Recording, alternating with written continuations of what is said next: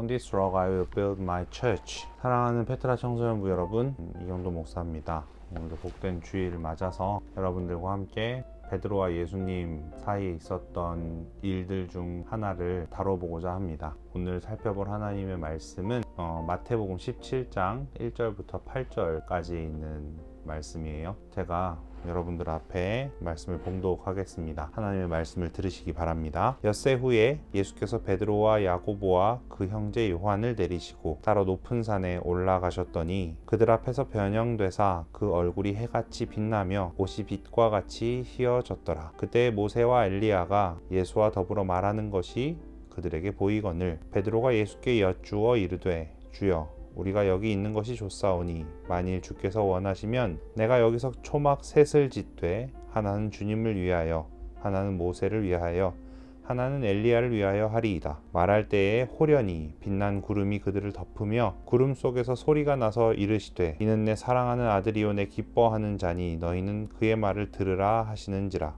제자들이 듣고 엎드려 심히 두려워하니 예수께서 나와 그들에게 손을 대시며 이르시되 일어나라 두려워하지 말라 하시니 제자들이 눈을 들고 보매 오직 예수 외에는 아무도 보이지 아니하더라.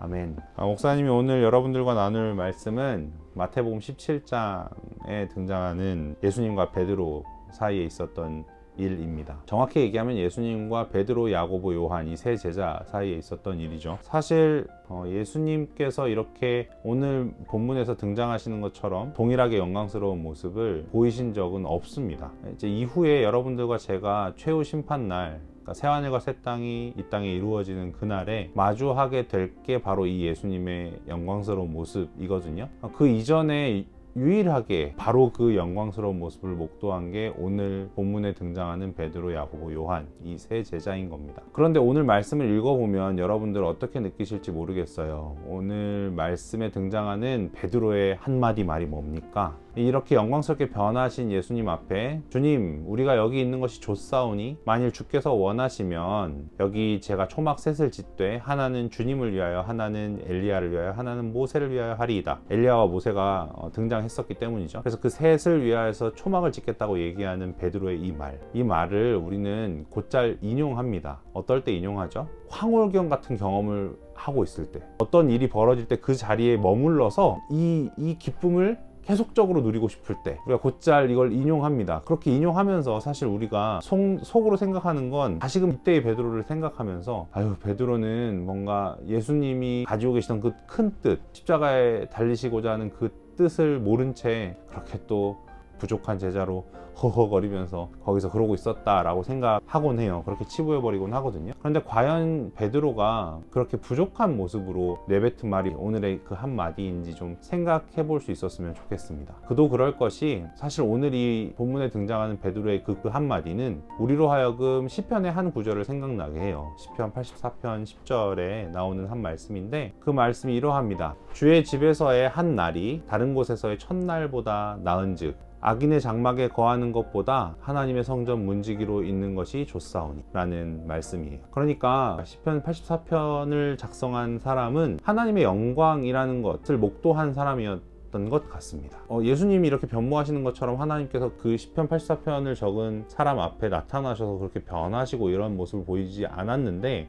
시편 84편을 적었던 작성자는 분명히 예배 가운데 그 하나님의 영광을 마주할 수 있었던 것 같단 말이에요. 그걸 마주하고서 내뱉는 그 말씀과 동일한 고백이 오늘 베드로의 이 고백이라는 점을 좀 우리가 먼저 생각하며 이 베드로의 한마디에 대한 오해를 우리가 먼저 풀고 오늘 말씀을 시작하면 좋을 것 같습니다. 그런 가운데 우리가 또한 오늘 말씀에서 좀 생각해 보고자 하는 건 예수님께서 오늘 이 마태복음 17장에 등장하는 것 같은 높은 산에 올라가셔서 변모하시는 일을 버리신 이유가 무엇일까요? 그러니까 이렇게 일을 일으키셔서 일을 이렇게 하셔서 교훈하시고자 했던 대상, 가장 먼저 그걸 한번 생각해 보죠. 예수님이 이 변화산에서의 사건을 통해서 교훈하시고자 했던 대상이 누구일까요? 함께 데리고 올라갔던 세 제자일까요? 그렇게 생각해보면 사실 예수님 그렇게 생각을 하면 예수님이 실패하신 것 같은 생각이 들어요. 왜냐하면 그렇게 교훈을 하셨음에도 불구하고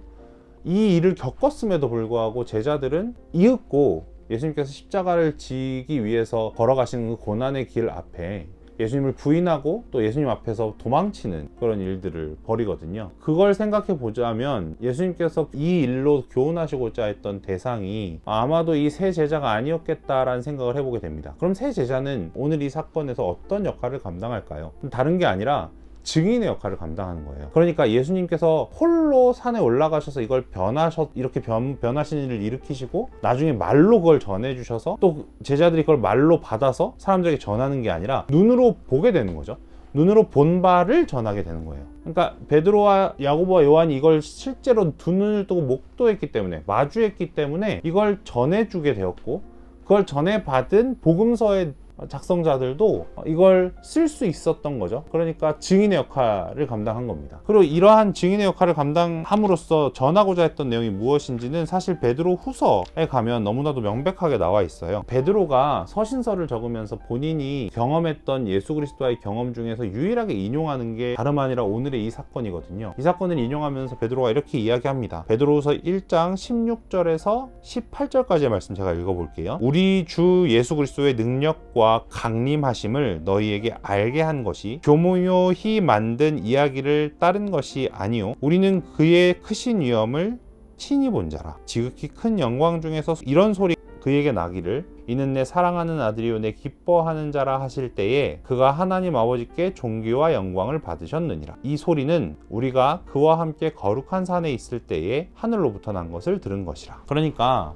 베드로는 지금 예수 그리스도의 그 크신 능력, 자기가 전하고 있는 예수 그리스도의 그 크신 능력과 예수님께서 실제로 이 땅 가운데 강림하셨던 그 사실을 전함에 있어서 본인이 어떤 말을 만들어내서 지금 전하고 있는 게 아니라 실제로 본 바, 정말로 자기가 경험한 바를 전하고 있다는 걸 우리에게 얘기하고 있어요. 그러면서 드는 근거가 이 변화산의 사건을 근거로 이야기하는 겁니다. 그러니까 예수 그리스도께서 정말로 하나님의 아들, 하나님으로서 이 땅 가운데 친히 육신을 입고 인성을 취하셔서 사람됨을 취하셔서 이 땅 가운데 오셔서 이 세상의 모든 문제의 근원이라고 할 수 있는 그 죄의 문제를 해결하셨던 메시아셨다라는 걸, 그리스도셨다라는 걸 우리에게 전해 주는 거죠. 그럴 때 그 근거로 베드로가 지금 우리에게 드는 것이 변화산의 사건이었던 거예요. 근데 이제 이어서 우리 이 말씀, 이 사건 가운데에서 예수님께서 특별히 두 사람과 이야기하시는 장면을 우리가 보게 되는 걸 좀 다루고자 해요. 예수님께서 그렇게 영광스러운 모습으로 변화하셨을 때 그 가운데 찾아온 사람들이 있었죠. 그게 누구였냐면 모세와 엘리야였어요. 이 찾아온 두 사람이 모세와 엘리야였다라는 걸 세 제자들이 알아볼 수 있었을까요? 일단 직접 딱 보는 순간 엘리야다, 모세다 라고 알아보진 못했을 거예요. 왜냐면 제자들보다 몇천 년 전 사람들이니까 그 사람들을 알아볼 수 없었겠죠. 그렇게 알아볼 수 없었을 건데 예수님께서 알려주셨거나 또 하나님께서 계시로 은혜 가운데 이들이 모세였 또한 엘리야였다는 걸 알려주셨을 겁니다. 그런데 그 모세와 엘리야라는 사람이 굳이 오늘 이 변화사에서 등장하게 되는 이유가 있어요. 다른 구약의 인물이 아니라 모세와 엘리야였던 이유는, 여러분 사실 오늘 이 말씀의 어떤 장소나 그런 배경, 또 일어나는 어떤 일의 전말을 보면 우리는 구약의 한 사건을 떠올리게 됩니다. 그러니까 일단 높은 산에서 일이 일어났고, 또 일의 마지막 즈음에 보면 막 그 구름이 사람들을 다 휘감는 걸 우리가 보게 되잖아요. 그리고 거기서 무슨 음성이 막 나고, 이런 것들을 보면 사실 출애굽기 34장의 한 장면으로 우리를 이끌어 가거든요. 그런 모든 배경들이 모세가 언약의 두 돌판을 받아들기 위해서 시내산 위에 올라갔다가 내려오는 그 장면 가운데 동일한 비슷한 유형의 그 모습이 보이게 돼요. 그 장면에서 올라가서 또 하나님 앞에서 그 두 돌판을 받아들었다는 건 어떤 의미를 갖냐면 하나님께서 애굽에서 데리고 나온 자기 백성과 언약을 맺으시는 장면이거든요. 그러니까 모세는 그 언약을 받아서 하나님의 백성에게 전하는, 그런 율법을 수여받아서 전해주는 역할을 하는 사람이었어요. 그러니까 그 장면은 소위 이제 옛 언약이라고 이야기할 수 있죠. 하나님과 하나님의 백성 사이의 언약의 장면인 거예요. 그런데 그 언약이 과연 성공했나요? 실패했나요? 그 언약, 그 옛 언약이 말이에요. 시내산에서 맺었던 언약이 얼마나 철저하게 이렇게 망가지는지를 보여주는 게 사실 구약 전체의 역사예요. 그 역사 가운데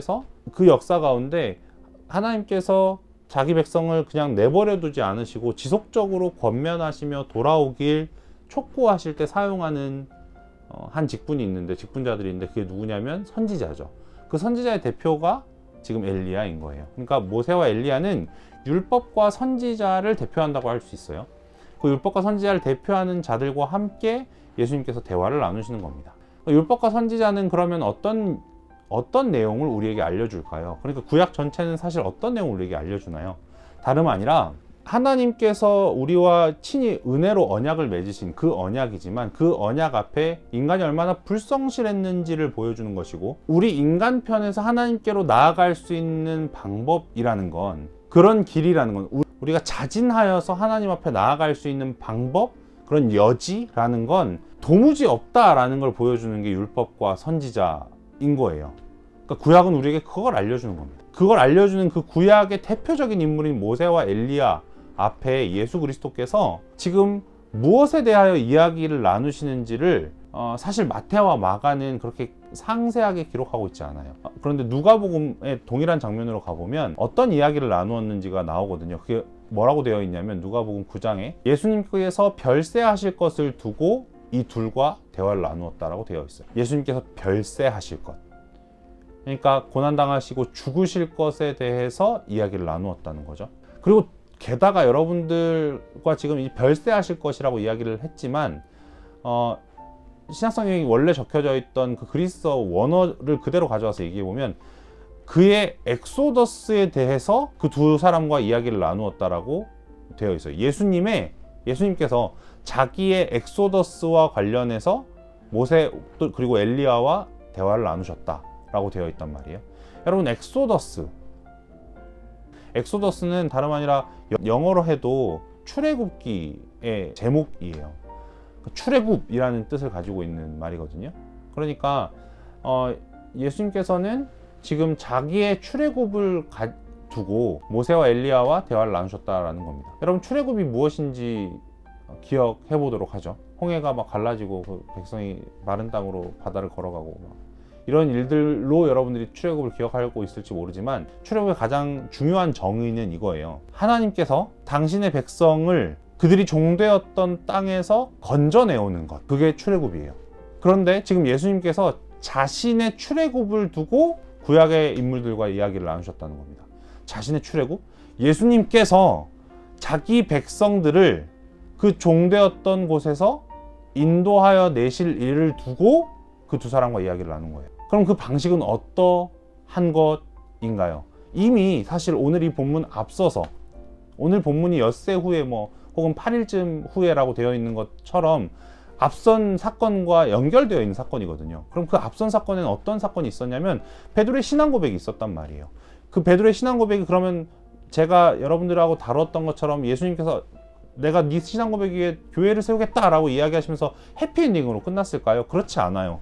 그렇게 얘기하고서 예수님께서 이윽고 바로 무슨 이야기를 하시냐면, 그 신앙 고백 위에 교회를 세우고자 하는 예수 그리스도께서 대체 어떤 방식으로 그렇게 교회를 세워 가실지에 대해서 설명하기 시작하시거든요. 그 방식으로 베드로와 제자들에게 주어지는 게 무엇이냐면, 당신이 고난 받으시고 죽으실 것을 이제 본격적으로 알리시는 일이 이어졌었단 말이에요. 근데 그런 방식에 대해서 이르기 시작하시자마자 베드로는 그와 같은 일이 주께 미치지 않을 겁니다 라고 이야기하며 만류하죠. 그렇게 만류하는 베드로 앞에 예수님 뭐라고 얘기하시냐면, 사단아 물러가라, 넌 날 넘어지게 하는 자로다. 네가 하나님의 일을 생각지 아니하고 도리어 사람의 일을 생각하는도다 라고 강하게 질책하시며, 당신께서 품으신 그 하나님의 뜻, 하나님이 기뻐하시는 뜻이 어떤 방식으로 이루어질지에 대해서 더욱더 명확하게 이야기를 하시거든요. 다름 아니라 십자가라는 방식으로 이 일을 이루실 거라는 걸 우리에게 알려주시는 거죠. 그리고 그 십자가라는 방식으로 이루어지는 게 오늘 이 본문에서 뭐라고 되어져 있는 거냐면, 예수 그리스도의 출애굽이라고 이야기하는 겁니다. 그러니까 십자가라는 방식으로 자기 백성을 그 종되었던 죄 가운데서 건져내시고자 하는 게 지금 예수 그리스도께서 계획하고 계신, 태초부터 계획하고 계셨던 일이었던 거예요. 그리고 그걸 지금 모세와 엘리야 두 사람과 함께 이야기 나누고 계신 거죠. 그러한 장면을 지금 제자들 앞에 내 보였습니다. 여러분, 오늘 이 장면을 두고 우리가 좀 깊이 잘 생각해 주었으면 좋겠는 것, 잘 정리했으면 좋겠는 건 이거예요. 오늘 이 전체 장면을 보면서 제자들이 무서워 떱니다. 그게 단순히 공포심으로 그렇게 무서워 떨었던 게 아니라는 걸 우리가 좀 기억했으면 좋겠어요. 공포스러울 장면이 아니잖아요. 예수님이 어떻게 변모하셨죠? 막 무서운 어떤 악한 자처럼 변하셔서 막 뿔나고 이러셔가지고 그런 식으로 변하셨던가요? 그래서 공포를 자아내셨나요? 그렇지 않죠. 예수님께서 해와 같이 빛나셨고, 얼굴이 해와 같이 빛났고, 그 옷이 희어질 대로 희어졌다라고. 그래서 마가복음에서는 세상에서 세탁하는 자가 그렇게 희게할 수 없을 만큼 희어졌다라고 기록하고 있단 말이에요. 그렇게 영광스러운 모습으로 변하신 예수 그리스도 앞에 뭐가 두려워서 떨고 있었던 걸까요? 그것에 대해서 우리가 좀 생각해 볼 필요가 있다는 겁니다. 그러니까 제자들이 목도한 건, 제자들이 마주한 건 하나님의 영광스러움이었거든요. 하나님의 그 영광스러움, 하나님의 그 아름다우신 영광스러움을 마주할 때 그 하나님의 영광스러움 안에 뭐가 포함되어 있냐면, 아니 더 정확히 얘기하면 그 영광스러움의 핵심에는 뭐가 있냐면 당신의 출애굽의 방식, 그 십자가가 그 영광 한중간에 있다라는 겁니다. 그러니까 하나님의 영광은 십자가 없이는 상상할 수 없는 영광이에요. 그러니까 그 십자가라는 하나님의 방식을 담고 있는 그 주의 영광을 목도하였기에 제자들이 떨었던 겁니다. 그리고 그 영광을 마주한 제자들이 내놓을 수 있는 고백이라는 걸 생각해 보면, 사실 다시금 오늘 이 베드로의 고백이 정말 사람이 한 고백이 아니겠구나라는 생각이 들어요. 마가복음이나 누가복음에 보면 베드로가 무슨 말을 하는지 알지 못한 채로 그 얘기를 꺼냈다고 되어져 있거든요. 실로 그럴 것 같아요. 인간 베드로가 내놓은 고백이라고 이야기할 수 없는 어떤 고백이에요. 주여 여기 있는 것이 좋사오니. 그러니까 거기에서 본 게 뭐길래 어떤 광채나고 희고 이런 게 좋아서 거기 머물겠다고 한 걸까요? 그런 것보다 거기에 포함된 그런 영광스러움 한중간에 있는 십자가, 그러니까 바로 앞서서는 만류했던 예수 그리스도의 십자가 사건이 영광 한가운데 있구나라는 걸, 하나님의 영광 한가운데 있는 것이고 그것이야말로 하나님의 영광의 요체이구나 라는 걸 목도함과 동시에 베드로의 입에서 그게 터져 나올 수밖에 없었던 거죠. 주여 제가 여기 있는 것이 좋사오니, 제가 그것을 보면 볼수록 제가 그것을 묵상하는 것, 제가 그것을 확인하는 그 자리에 있는 것, 그 자리에 머무는 것이 제가 좋사오니 여기 초막 셋을 짓고 제가 지속적으로 주의 십자가를 바라보기를 원합니다 라는 고백이었던 걸 우리가 확인하게 되는 겁니다. 사랑하는 페트라 청소년부 여러분, 제가 오늘 여러분들과 이 부분으로 이야기 나누고자 하는 내용은, 우리가 함께 생각해보고 스스로에게 자문해보고자 하는 내용은, 예수 그리스도께서 십자가 위에서 우리 모든 죄를 대신하여서 죽으시고 또 죽으실 뿐만 아니라 그 죽음으로 죽음을 이기신 이후에 다시 살아나셔서 지금 이제 승천하여 하나님 보좌 우편에 앉아 계신 지금 이 마당에, 그리고 그 일들을 전체를 이루시면서 휘장을 찢어버리시고 우리로 하여금 지성소 가운데로 나아갈 수 있도록 만들어 놓으신 지금 이 맥락에서 베드로를 비롯한 세 제자들이 그 높은 산에 올라가서 마주했던 영광은 우리에게 이제 자유롭게 주어져 있습니다. 매 주일마다 예배 가운데 확인할 수 있는 게 다름 아니라 우리가 십자가를 확인할 수 있다는 거예요. 하나님의 영광을 겉핥기로 아는 게 아니라 그 하나님의 영광의 핵심에 들어가서 그 하나님의 영광의 내용을 우리가 되새길 수 있는 그런 자리에 우리가 지금 초대받았고 우리가 지금 그 자리에 서 있습니다. 비록 우리가 지금 청소년부의 예배로 따로 모여서 예배드리지 못하고 있지만 우리가 이음교회라는 이름으로 우리에게 주어진 그 예배의 현장 가운데 우리가 대체 무엇에 초점을 맞춰야 될지를 좀 생각해 보았으면 좋겠습니다. 오늘 이 제자들 앞에 하나님께서 보이셨던 그 모습, 그 영광스러운 모습, 영광의 중심 십자가, 고난당하시고 우리를 대신하여 속죄를 이루신 그 하나님의 일하심을 우리가 예배마다 마주하고 또 그로 인해서 감격하는 것이 신자에게 주어진 특권이자 또 살 힘이라는 걸 우리가 생각해 보며 우리의 예배 가운데 하나님께서 우리의 초점을 거기에 맞추게 해주실 것들을 놓고 기도하는 마음으로 오늘 이 주일의 한 날을 잘 보냈으면 좋겠다는 생각을 해봅니다.